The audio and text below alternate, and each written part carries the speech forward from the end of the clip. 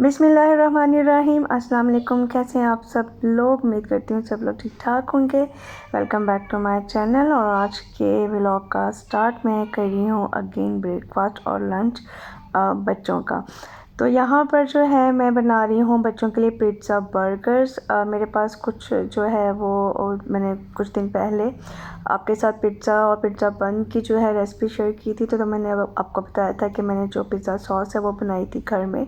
तो same pizza sauce मेरे पास left over पड़ी थी और कुछ चिकन जो है ना पिज़्ज़ा बन का फिलिंग वाला वो बच गया था। तो मैंने वो रख लिया था कि मैं बच्चों को किसी दिन जो है वो पिज़्ज़ा बर्गर्स या जो ब्रेड जो है वो बर्गर पिज़्ज़ा ब्रेड पिज़्ज़ा जो है वो बना दूँगी। बट ब्रेड जो थी नहीं पड़ी हुई, तो फिर मैंने इसलिए जो है ना बर्गर्स जो है वो मैंने सोचा कि बर्गर बन्स जो है इनको यूज़ करती हूँ और पिज़्ज़ा बर्गर्स बना दूँगी। तो बस पिज़्ज़ा सॉस लगा दी बर्गर बन्स के ऊपर। उसके बाद मैंने इसमें डाल दी फिलिंग और चीज़ डाल दी है और बस ऑर्गेनो जो है स्प्रिंकल करके मैंने इसको 10 मिनट के लिए ओवन में रख दिया था, प्री हीटेड ओवन में। मीनवाइल जो है वो यहाँ पर तैयारी हो रही है बाकी की चीज़ों की। जो बच्चों के लिए एप्पल थे उनको कट करके मैंने कर दिया है क्लिंग रैप उनको, और जो ये इनके बर्गर्स हैं उनको भी मैंने फॉइल में रैप कर दिया है। साथ में नट्स हैं इनके, और इनके लिए केचप डाल दी है मैंने, और एक एक जो साथ में कपकेक भी मैंने रख दिया है। तो बस बच्चों के जो हैं लंच बॉक्सेस जो हैं वो ऑलमोस्ट कंप्लीट हो चुके हैं। और जो ये लेफ़्ट ओवर था इसको मैं रख दूँगी वापस फ्रिज में। अच्छा, इस दिन सिर्फ हरीम ही स्कूल गई थी। हरम को मैं फ़िलहाल इसकी तबीयत की वजह से नहीं भेज रही थी और ये उसकी लास्ट छुट्टी थी। नेक्स्ट डे से वो भी इंशाल्लाह ताला जो है वो स्कूल स्टार्ट कर देगी। हरीम को इसकी गाड़ी में छोड़कर मैं आ गई थी वापस। और अभी यहाँ पर जो है हस्बैंड का नाश्ता और उनका लंच बॉक्स बन रहा है। मैंने उनके लिए जो है पराठे बनाकर पैक कर दिए हैं, सालन डाल दिया है, सब चीज़ें उनकी रेडी हैं। उनका लंच बॉक्स हो गया पैक। टाइम है 7:30। आप मेरे चैनल को सब्सक्राइब और वीडियो को लाइक। और उसके बाद मैं आपको बताती हूँ कि आज का जो आखिरी एक काम रह गया था किचन की सेटिंग रीऑर्गेनाइज का जो है वो डीप क्लीनिंग का, वो थी ये मेरे स्टोव की डीप क्लीनिंग। फाइल हटाकर इसको अच्छे से जो है वो क्लीन करना था मुझे। मैंने आपको अपनी लास्ट वीडियो में बताया था जिसमें मैंने आपको कुछ आपके साथ कुछ शॉपिंग शेयर की थी कि मैंने जो है वो ब्रिस्टल मेटल के ब्रिस्टल वाला ब्रश मंगवाया था। वो मैंने इसी पर्पज़ के लिए मंगवाया था कि उससे मैं चूल्हे की डीप क्लीनिंग कर सकूँ। तो जो जिफ होता है क्रीमी जो डिश वॉशर होता है वो सब मैंने चूल्हे के ऊपर फैला दिया था। और मैंने गरम खौलते हुए पानी के अंदर सिरका, बेकिंग सोडा, नमक और डिश वॉशिंग लिक्विड डालकर जो है मैंने उसमें सब बर्नर्स वगैरह सोक करके रख दिए थे। मीनवाइल जो है वो मैं इस जो है रगड़ाई कर लूँगी अच्छी तरह से चूल्हे की। जो इसके बर्नर्स की साइड्स थी वो भी काफ़ी ज़्यादा जो है वो ख़राब हो चुकी थी। मीन्स निशान आ चुके थे उसके ऊपर ब्राउन से और कहीं पे ब्लैक से। तो वो आम जो है ना रूटीन की क्लीनिंग से वो जाते नहीं थे। तो इसलिए फिर मैंने ये ब्रिस्टल वाला जो ब्रश मंगवाया, साथ में जो मेटल वाली नेट होती है वो मैंने यूज़ की। इन बर्नर्स को मैंने बहुत कोशिश की कि ये क्लीन हो जाए, इनके ऊपर से ये काले जो निशान हैं वो हट जाएं, बट ये नहीं हटे। क्योंकि जब हमने ये घर रेंट पे लिया था तो तब ये मुझे इसी ही हालत में मिले थे और मैंने बहुत बार कोशिश की है कि ये अच्छे से साफ़ हो जाएं, बट क्योंकि ये पुराना स्टोव है तो वो बिल्कुल क्लीन नहीं होते हैं। बस ये कि अल्लाह का शुक्र है कि थोड़ी बहुत मेहनत सफाई के बाद बेहतर हो जाते हैं, बट बिल्कुल क्लीन नहीं होते। अच्छा, सारा जो है टॉप चूल्हे का वो सब क्लीन हो गया, सब साफ़ हो गया। मैंने उसको टॉवल गीला करके अच्छे से नीट किया। उसके बाद अब मैं ये इसके ऊपर जो स्टिकी फॉइल है पहले वो लगा दूँगी। बर्नर्स वाली साइड को मैंने सबको कट कर दिया था ब्लेड के साथ, क्योंकि जो ये स्टिकी फॉइल है ये हीट पकड़ लेती है, फायर पकड़ लेती है, ये फायर रेजिस्टेंट नहीं है। इसलिए मैंने जितना भी चूल्हे का एरिया है उसको मैंने काट कर अलग कर दिया और उसके ऊपर ये फॉइल पेपर लगा दिया है। ये वाला जो फॉइल पेपर है ये हीट रेजिस्टेंट होता है, तो इसलिए ये टेंशन नहीं होती कि आग पकड़ लेगा। चूल्हा हमारा अच्छे से क्लीन हो चुका है और अब यहाँ पर है रात का टाइम। डिनर से हम फारिग हो चुके हैं। डिनर के लिए मैंने जो प्याज़ों वाले करेले होते हैं और उसमें थोड़े से आलू डालकर मैंने डिनर में वो बनाया था। तो डिनर करके जब हम फारिग हुए हैं तो मेरे हस्बैंड का दिल चाह रहा था मीठा खाने को। एक्चुअली बहुत दिनों से वो फरमाइश कर रहे थे, 3-4 दिन से मुझे मुसलसल कह रहे थे कुछ मीठे में बनाओ, बट मैं भूल जाती थी। एक तो हरम की तबीयत की वजह से मैं उसके साथ ही बिजी रहती थी, क्योंकि वो घर पे होती थी, उसकी नेबुलाइजिंग, उसकी मेडिकेशन, और बस इसी चक्करों में और घर के कुछ डीप क्लीनिंग में मैं काफ़ी ज़्यादा बिजी थी, तो मैं मीठा बनाना भूल जाती थी। और आज तो लिटरली हस्बैंड ने मुझे ताना दिया कि अगर तुम्हारी बेटियां कोई फरमाइश करें तो तुम आधी रात को भी उनके लिए बनाने खड़ी हो जाती हो, और मैं तुम्हें इतने दिन से कह रहा हूँ और तुम भूल जाती हो। तो इट्स मीन कि बेटियां ज़्यादा इम्पॉर्टेंट है मेरे से। तो खैर ये बात मेरे दिल को सीधी जाकर लगी, और मैं बस उसी वक्त किचन समेटा मैंने और मैं आ गई, मैं लगी उनके लिए शीर खुरमा बनाने के लिए। तो इसकी कंप्लीट रेसिपी का लिंक जो है वो आपको डिस्क्रिप्शन बॉक्स में और एंड ऑफ स्क्रीन मिल जाएगा, वहाँ से आप लेकर इसको बना सकती हैं। बहुत बार मैं शेयर कर चुकी हूँ और बहुत मज़े का बनता है, बल्कि बाद में जब मैंने हस्बैंड को डाल कर दिया तो वो हंस रहे थे कि तुमने गुस्से में बनाया है इसलिए शायद बहुत मज़े का बना है। और मैं उनको कह रही थी नहीं, मैंने बिल्कुल गुस्से में नहीं बनाया, बट मैं बहुत ज़्यादा जो है ना डिसहार्ट हो गई थी कि आपने मुझे इस तरह से क्यों कहा। बट ये कि वो बाद में उनको मैंने जब मीठा बना कर दिया तो वो खुश हो गए। इसका मतलब ऐसा नहीं होता कि हस्बैंड जो है वो हमारे लिए कम इम्पोर्टेंस रखते हैं, बच्चों की ज़्यादा होती है। बस ये कि बच्चे मोस्ट ज़्यादा टाइम पास होते हैं और वो सर पे सवार होते हैं, और कोई भी चीज़ उनको बनवानी होती है तो वो पीछे पड़ के बनवा लेते हैं। हस्बैंड की ये रूटीन थी कि वो चले जाते थे ड्यूटी पे कह के, और मैं बस भूल जाती थी, और जब रात को डिनर के टाइम पे वो पूछते थे तो मैं उनको डेली बस यही एक्सक्यूज़ देती थी कि मैं भूल गई, मुझे याद नहीं रहा। तो वैसे गलत बात, मेरी भी गलती है कि मुझे याद रखना चाहिए था, बट मैं अपनी मसरूफ़ियत की वजह से बिल्कुल भूल जाती हूँ। और कुछ आजकल याददाश्त जो है ना, मुझे लगता है ये सबके साथ ही ये प्रॉब्लम है कि याददाश्त हमारी बहुत ही दिन ब दिन कमज़ोर होती जा रही है। खैर शीर खुरमा मेरा बन रहा है, साथ के साथ ही कुछ ग्रॉसरी आइटम्स ख़त्म थे, उनको भी मैं समेटती जा रही हूँ। और जो मोस्टली नाश्ते का सामान और अगले दिन बनाने के लिए जो सब्ज़ी थी वो मंगवाई थी मैंने, वो सब कुछ समेट लिया है। शीर खुरमा हमारा रेडी है, चाय बन गई है, और मैं मिलती हूँ आपसे कल। The next day. अगला दिन जो है वो शुरू हो चुका है, और यहाँ पर बच्चों की हो रही है लंच की तैयारी। जब से वाफ़ल मेकर आया है मेरे बच्चों का रोज़ ही दिल चाहता है कि मैं उनको वाफ़ल्स बना कर दे दूँ। हरीम तो दीवानी हुई पड़ी है वाफ़ल्स की, और वो डेली मुझे कहती मम्मा बना दो, बट मैं नहीं बनाती कि रोज़ रोज़ एक ही चीज़ जो है वो मैं आपको क्यों दूँ लंच बॉक्स में। तो खैर यहाँ पर जो है वो मैं बना रही हूँ वाफ़ल्स। तो इसकी रेसिपी कुछ दिन पहले मैंने डिटेल्ड रेसिपी, जिसमें सिर्फ वाफ़ल्स बनाने की ही रेसिपी थी, वो आपके साथ मैंने शेयर कर दी थी।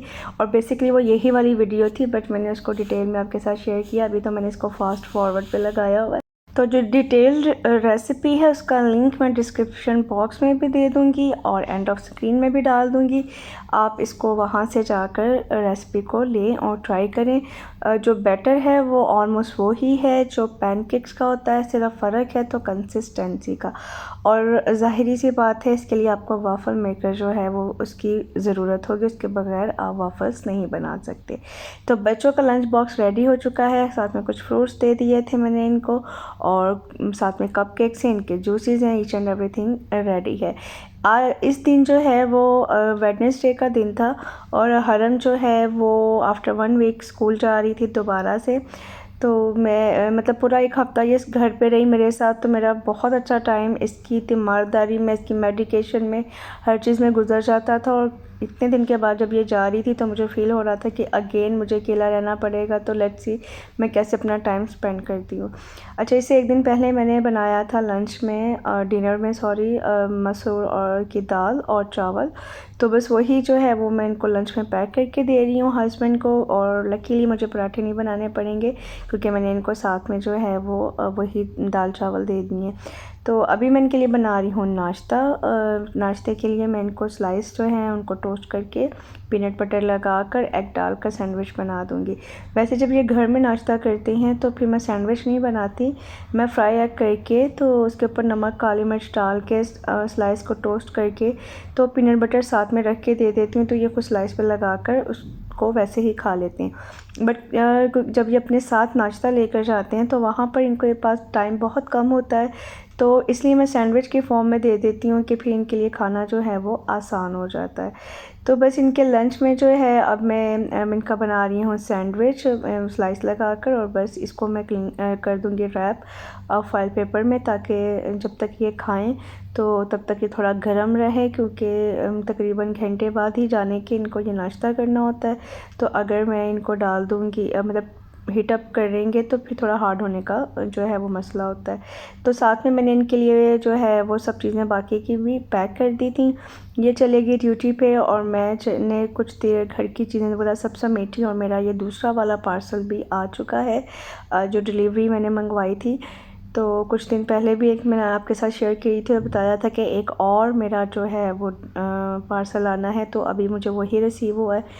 तो ये मैंने बेसिकली मंगवाए हैं, ऑर्गेनाइज़र हैं ये वॉशरूम में लगाने के लिए, जिसके अंदर आप बास्केट्स की तरह से हैं, गिफ्ट समझ लीजिए। तो जब मैंने इनको खोला तो मुझे समझ में नहीं आ रहा था कि इसको असेंबल कैसे करना है, क्योंकि इसके साथ कुछ भी ऐसी इंस्ट्रक्शंस नहीं दी गई हुई थी जिससे पता चलता कि इसकी सेटिंग वगैरह और उसको इसकी असेंबलिंग कैसे होगी। तो बस इनको कभी मैं कहीं लगा के देख रही थी, और फिर एंड पे जब मैंने इसको नीचे से देखा तो समझ में आया कि ये सब हुक्स वगैरह और हर चीज़ जो है वो यहाँ पर फिट करनी है।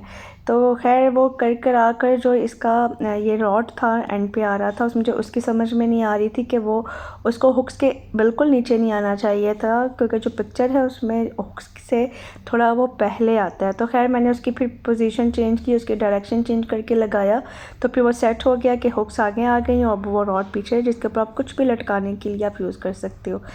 इसके पीछे ये टेप के साथ जो है वो हैंगिंग के लिए बनाए गए पॉइंट्स बनाए गए हैं, इसको दीवार के साथ चिपकाएं और उसके अंदर डाल दें तो आपका को कील लगाने की ज़रूरत नहीं होती और टाइल के ऊपर बहुत अच्छे से स्टिक कर जाते हैं।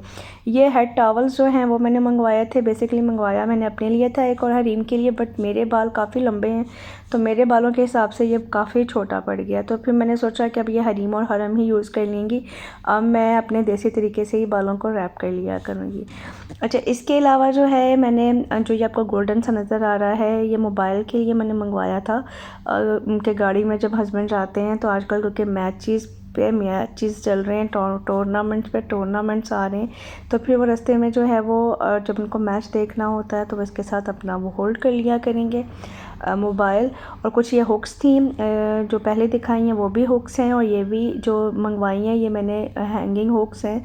ये मैंने मंगवाई हैं हरीम के तमाम स्कार्फ और स्टोलर्स जो नमाज और कुरान पाक के लिए यूज़ करती है उन सब को हैंग करने के लिए। ये बास्केट है जिसमें आप कोई भी सब्ज़ी फल जब आप वॉश करते हो तो उसको ड्रेन करते वक्त आपकी जो सब्ज़ी है वो बाहर नहीं गिरती, सिर्फ पानी ही बाहर निकलता है।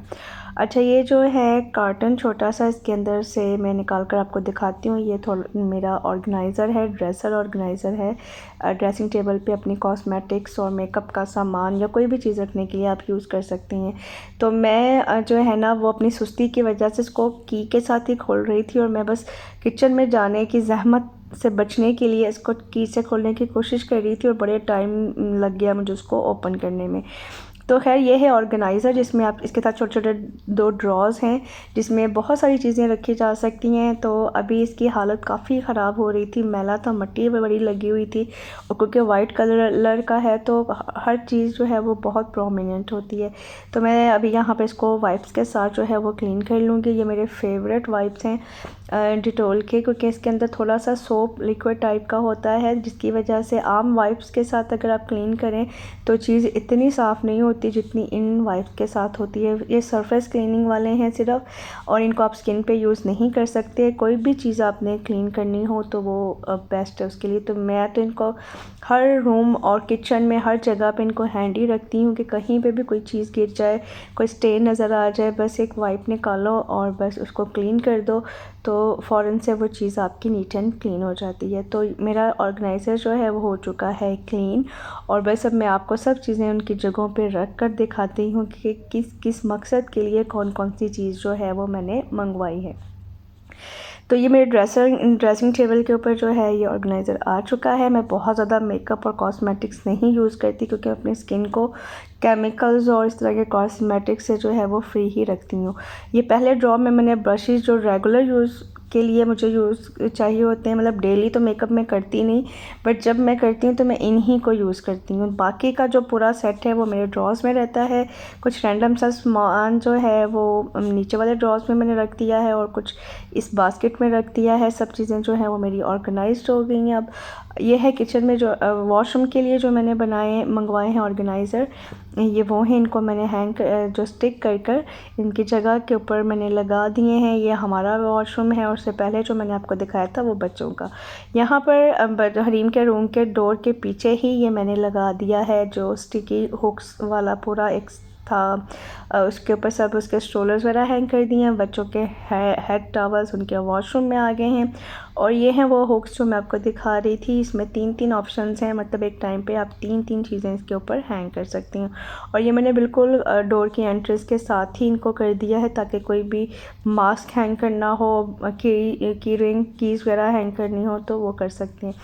मेरा नाश्ता जो है वो रेडी हो चुका है। मैंने प्लेन ऑमलेट बनाकर उसमें एक टोस्ट रख के उसको ऑमलेट को पूरा रैप कर दिया टोस्ट के ऊपर और फिर बाद में इसको कट कर लिया। तो बहुत कम ऑयल में, चंद कतरे ऑयल के अंदर ही मेरा जो है वो ये नाश्ता बनकर तैयार हो चुका है।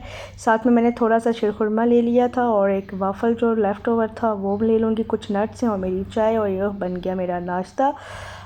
अब मैं आपसे चाहूँगी इजाज़त। आज की वीडियो में ये सब कुछ था जो मुझे आपके साथ शेयर करना था। उम्मीद है आपको वीडियो अच्छी लगी होगी। वीडियो को लाइक करना और शेयर करना नहीं भूलिएगा। अपना रखिएगा बहुत ज़्यादा ख्याल और मुझे रखिएगा अपनी दुआओं में याद। फिर मिलेंगे बहुत जल्द इंशाल्लाह। अल्लाह हाफ़िज़।